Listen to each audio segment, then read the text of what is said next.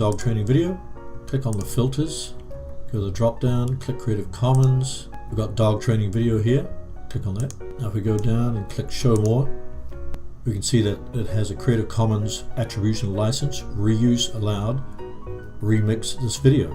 This will bring up your YouTube video editor. Now you can see the video is on the timeline. You can expand the timeline by moving this slider. You can also give the video a different name, like my dog training video.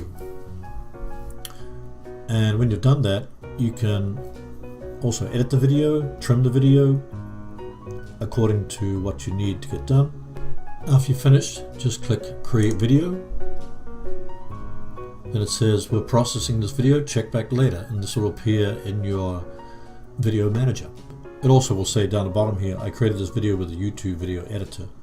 And then you can just add your info and settings and change the title, the description, tags, etc. Then you have a new video, and that's it.